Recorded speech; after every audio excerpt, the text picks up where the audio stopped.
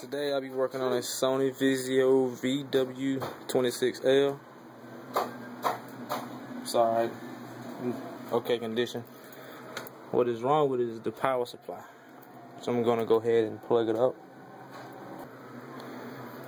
Cut it on. Doesn't really do anything. It's making noises. It'll come on, but it takes about 10 minutes. See the light? Right here. The light is on. But nothing. It still hasn't came on yet. The light went off though. So you can hear sound trying to come out, and there's still a loud high-pitched noise coming from the back. The screen, I don't know if you can tell it or not, it is flickering. But other than that, this is a power supply problem. It means that some capacitors are blown. This is still making really high-pitched noises. And as you can see, still no picture. And actually, I'm gonna see if you can hear the noise.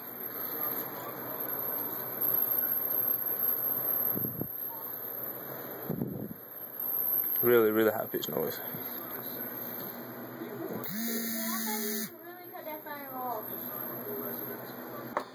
Alright. You see, back plate, nothing to it. Okay. Now, this is the power supply. There are 5 screws holding in here, here, here, there, and there. Now, this one, all the capacitors are not blown. You want to be very careful, because if you have it plugged up, you might get shocked. These 2 are the ones that's blown, and there are a couple over here leaning. If you can't see how to tell if they're blown or not, you can kind of see them bubbled up. Top of them bubbled up, the top of the cap bubbled up, and you're starting to see a little brown stuff coming out. Compare it to this one, which is still flat all the way across. But that doesn't mean it's not blown, because they can blow out on the bottom too. Okay, this is it taken out. You'll be replacing those 4 right there, those 4 right there, the one by my finger over here, and I believe those 2 right, the 2 small ones right in there. Wait for the camera to focus right there. Okay, I have removed one of the old ones. This one right here, which is 1000 UF 25 volt. Now you can't really see that much wrong with it, but like I said earlier, if you're going to replace a few of them that's on the power supply board, it's best to go ahead and replace all of them. Now you should notice this little white glue stuff right here. That's just to hold it in, when the manufacturers put it together.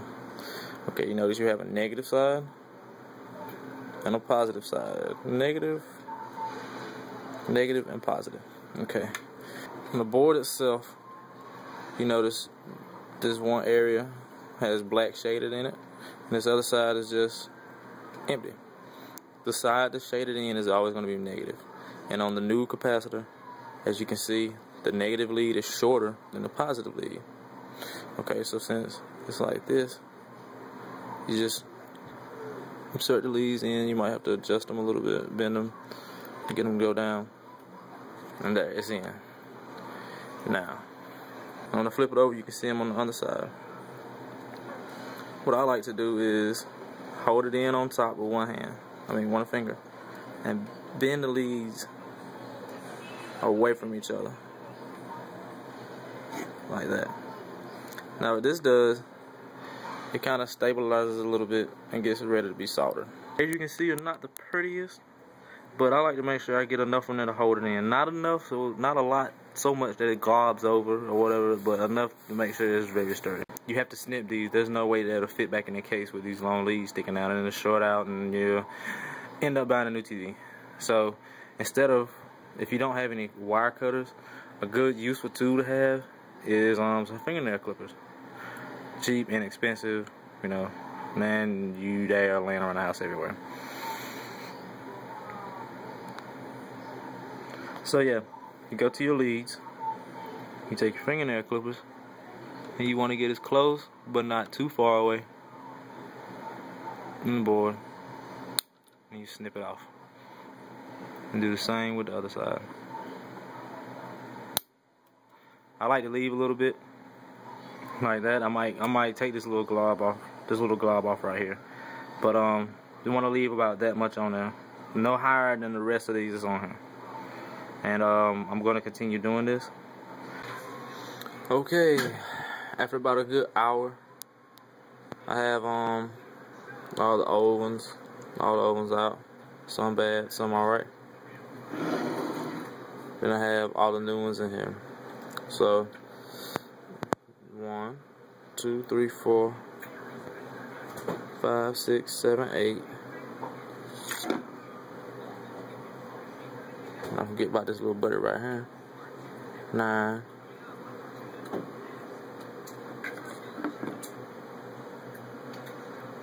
If you can see it that good. So it'll be 9, 10, and 11. These two.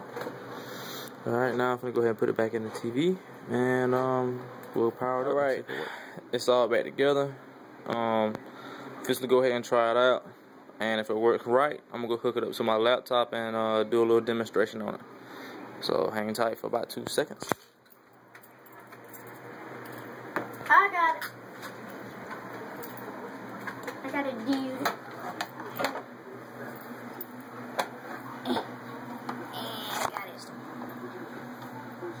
Okay, it's plugged up now. No loud screeching, no weird noises. Orange light is on. Come over here and hit the power button. Orange light goes off. TV comes on. 38. No signal. Job done. Go ahead and hook it up to my laptop and show you what that looks like. Alright. You can see right at 1400 by 1050. Alright. So what I'm gonna do now, I'm just gonna go ahead and play a little movie. Pull it on over.